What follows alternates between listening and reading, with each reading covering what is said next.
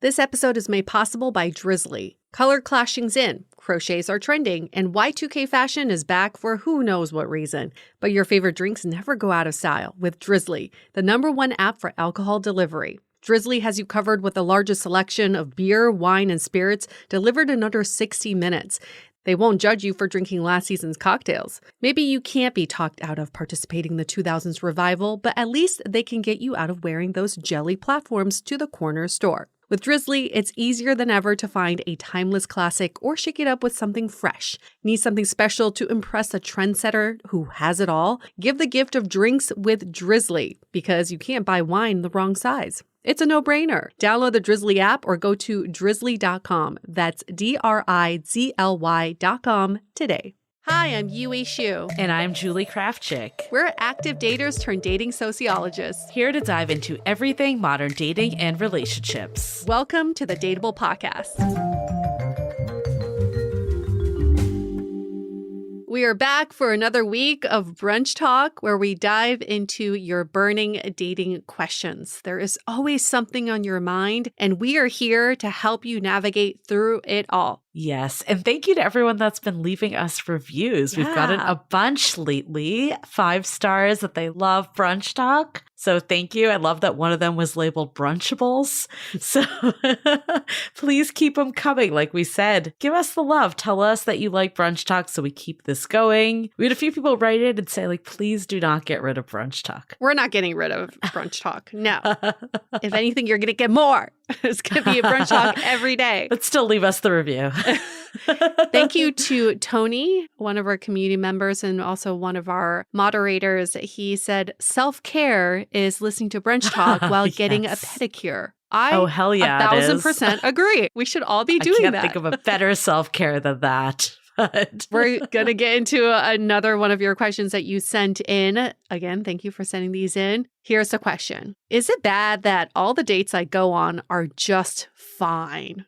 And for more context, the listener wrote in and said, I've been going on a lot of dates lately, and it's starting to feel a bit draining because everyone I meet is okay, but I could go either way if I see them again. Is this normal that dates feel fine and just okay, or should I be experiencing more fireworks? Let me guess. You go on dates and you think, I could talk to a wall. I could make friends with a tree. All these dates are blending in together. They all seem the same. The funny part about this question is that we think dating is like a Broadway production. Like we're going to the show and it's going to be spectacular. And we leave thinking, yeah, it was just fine. It was okay. It was okay. Fine. All good. Fine. But super relatable because I can assure you we've all been there thinking, is this what dating is? Am I ever going to meet someone that gives me butterflies or makes me excited about dating? And this is what we'll tell you. The dating part of this whole experiment, we call this experiment because dating is a one big fucking social experiment,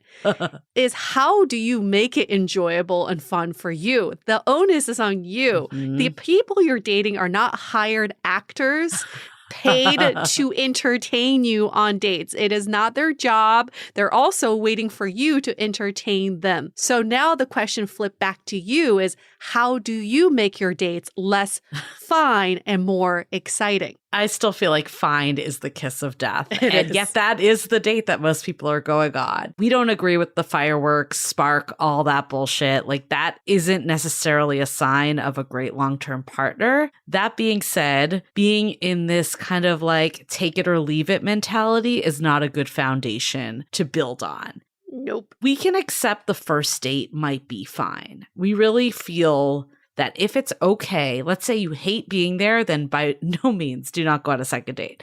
But if you're attracted enough, it was good enough, give this person a chance. When we think about our friends, was it fireworks from day one? Did we instantly know that we were going to be BFF? No. We gradually got to know each other, and from there, a relationship developed. So I think that, first of all, is okay if it's not that spark from day one. That being said, it should not be, okay, let me go on another date and it's fine again and fine again. And I'm just going to keep pushing myself, but I think I could take it or leave it. How do you challenge yourself to get to know this person on a a deeper level every date. Therefore, it can turn into a fuck yes or fuck no. We want to get you away from fine. I'd rather people be on absolutely horrific dates and amazing dates than just fine, because that just leaves you confused. Then your friends are asking you, how was that date last night? And all you can say is fine.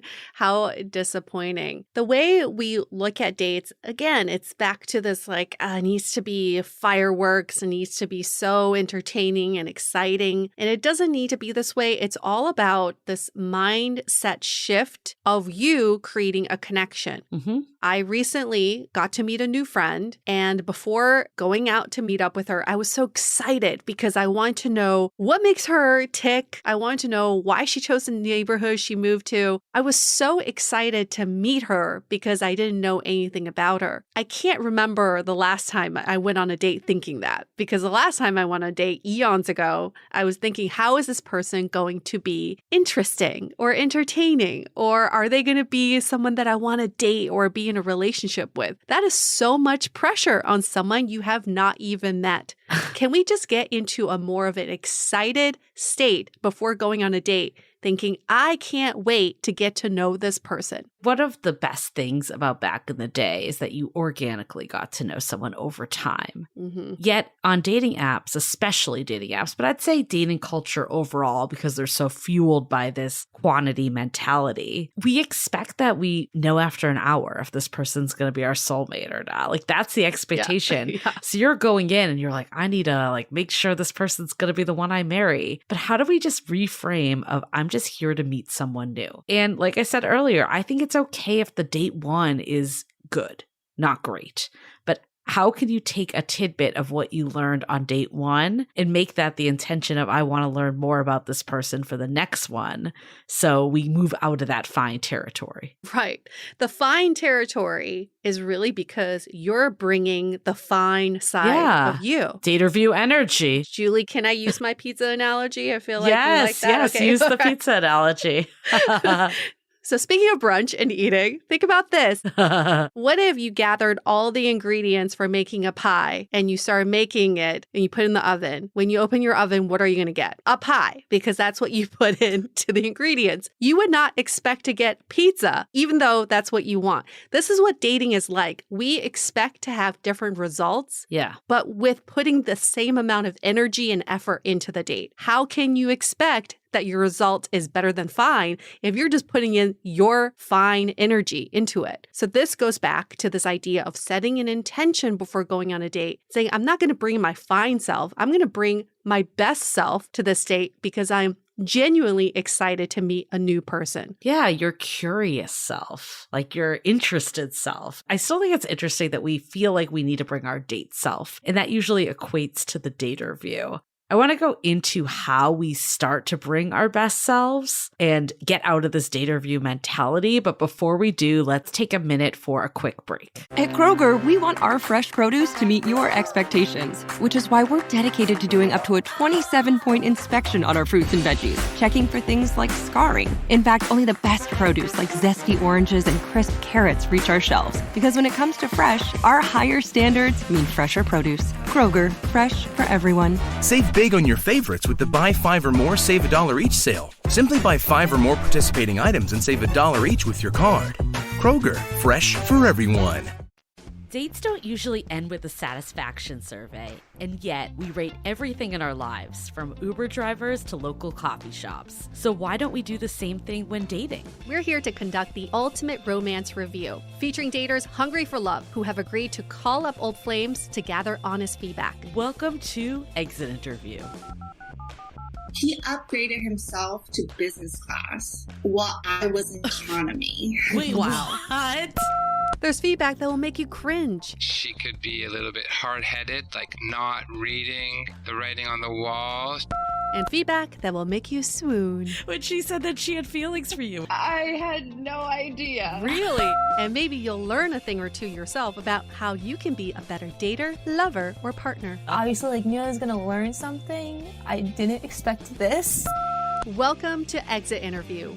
Listen to Exit Interview on the iHeartRadio app, Apple Podcasts, or wherever you get your podcasts. So, okay, we've established that we don't want to go on fine dates. I think fine usually equates to this mentality of going through the motions, feeling like you need to just show up on the date, ask the standard questions. It's a date, right? This is what I do. But how do we start to shift out of that mode? How do we shift out of that mode? First is let's stop looking at dates as a production, as an event. I don't love that after a date we ask, how was the date? Yeah.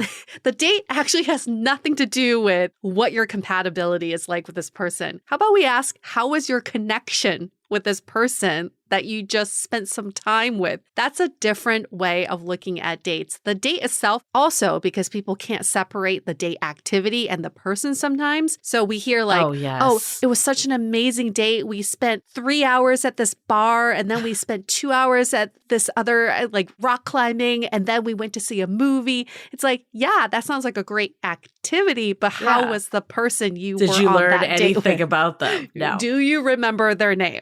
Let's get there. So let's separate the two. The date as an event, as a production, is different than the person you're going on a date with. I think that's step number one. Yeah. And I think the other part, you bring up such a good point. Why do we put such an emphasis on dates? Yeah. When you think about it, if you were to meet a new colleague or a new friend, your friends would be like, how'd it go? Tell me all the details. Right.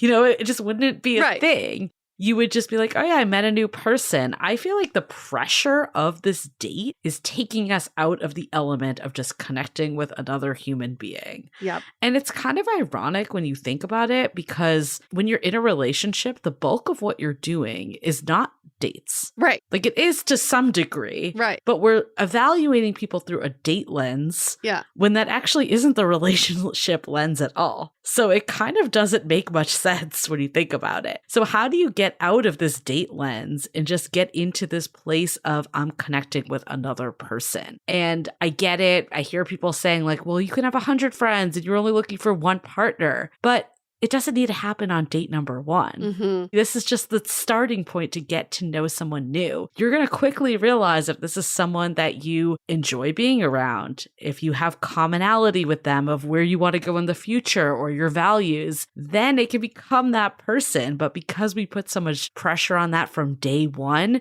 we go into this mode of investigator, right? Which is anything but fun.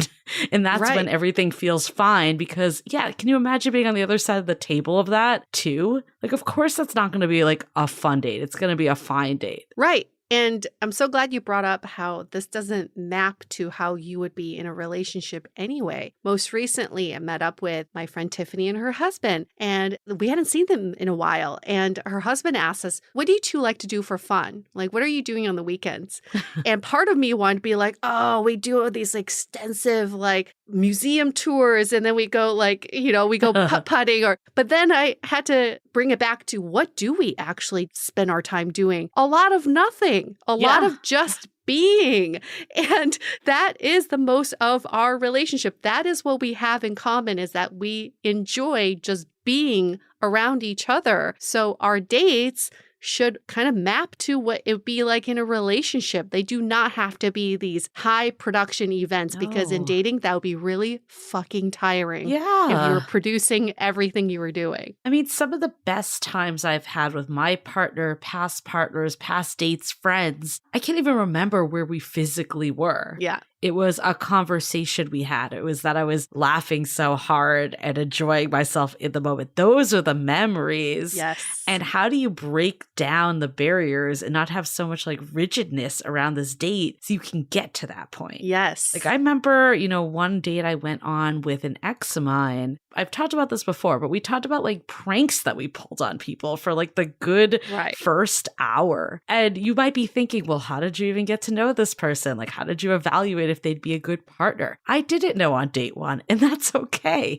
But I realized that I enjoyed being around this person, and that's what made date 2 happen, and date 3, and so on. Yeah, you're going to be spending a lot of time with someone you're in a relationship with. So you better start enjoying the time that you're spending with them now. So let's reverse engineer this. When you leave a date and your friends ask you, how was the date? What's your normal response? Are you normally saying, it was fine, we did this, and then you go into your activities of what you did, right? Which bar we went to and which neighborhood we checked out. Okay. Or surface level qualities about them. I feel like it's either what you did or like the list of they work in this company, they grew up here, like all the very superficial stuff. Yes. So reverse engineering this. Before you go on a date, think about how you want to tell your friends about the date. What do you want to tell them about? Yeah. So think about, oh, it was a fantastic date because I learned that he likes this. He is passionate about that.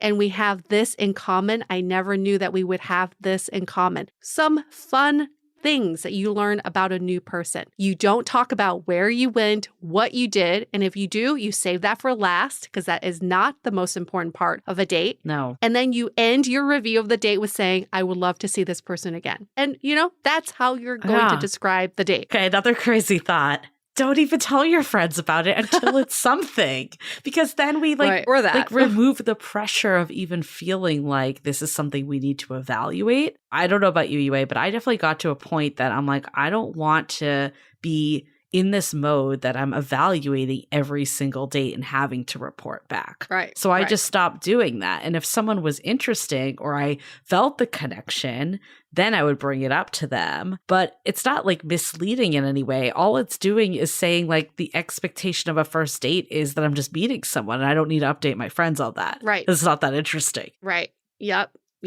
So then you can set the guardrails with your friends saying, I will update you on someone when I feel it is time. Exactly. Yes. Yeah, we just need to get out of this evaluation mode. This is what sets us up for the fine dates. 100%. Like, I would so much rather learn less about someone because it will come out over time. Or let's be honest, if you met on a dating app, you've already had these pre-conversations. Yeah. You've already seen their profile. There's no need to go in. Of course, it's going to be a fine date if you're just running through the same stats that you already know. Like, you should learn stuff that you can't learn from social media and dating apps. Yes. That's what I'll say. Yeah. What makes someone tick? What drives them to do things? What motivates them are very interesting indicators of what a person is like, not their social media profile or what you see on resume, which, like you said, we can get that anywhere else. And for anybody listening right now, you're going to promise us one thing. No more fine dates from now on. You're either going to have a great date because you had a great connection with someone where you learned a lot about someone, even though there may not have been a connection, or it was horrendous. Like, you can't stand this person, don't want to spend time with them. Great. Now, at least no more of this middle of the road. Fine. It was okay. It was maybe I'll see them again. If I don't, it's fine. No more of that. Honestly, I think the only measurement should be, did I feel like myself around this person, or did they bring out a good side of me? Because if that's the case, even if it wasn't fireworks, that means that that's permission to get to know them further. And if they didn't, then and it's no more like the date was fine. It was just, did I feel good around this person? That's all you need to know at the beginning stages. Of course, if you like wildly off, plans for the future or just values in general, you can take that into account. But let's say all that lines up, or at least enough for a first date, as much as you're going to know. How do you just judge it on how do you feel around this person? And how do they make you feel like your authentic self or not? Good segue into another brunch talk. We'll save that for another one, is how do we evaluate a date? How do we know if a date is something worth us pursuing even more? So we'll save that for a future brunch talk. In the meantime, keep sending us your questions. You can email us hello@dateablepodcast.com, or you can DM us like many of you have on our Instagram @dateablepodcast, or better yet, leave us a rating and review in Apple Podcasts, 5 stars, and you can write your brunch talk question as part of your review, and we'll read it out loud. And those are the priority ones. We already said that we're going to play that game, so we're not below it. We're going to do it. Simple 5 stars and a simple question that's been on your mind, and we'll answer it like that. Boom, like magic. You get bumped up to the front of the queue. Well, hopefully this was helpful. Thank you for the listener that wrote into us. I think a lot of people could relate to this topic. So hopefully you found some tidbit that you could take away and you could go into dates with a different mindset. And we'll see you next week for Brunch Talk. Bye. The Dateable Podcast is part of the Frolic Media Network. Find more podcasts you'll love at frolic.media/podcasts. You can follow us on Instagram at Dateable Podcast and visit dateablepodcast.com for access to all the episodes and our premium programs. Also, make sure to subscribe today if you haven't already on Apple Podcasts, Spotify, or your favorite podcast platform so you are the first to get all the latest episodes. And most importantly, stay dateable.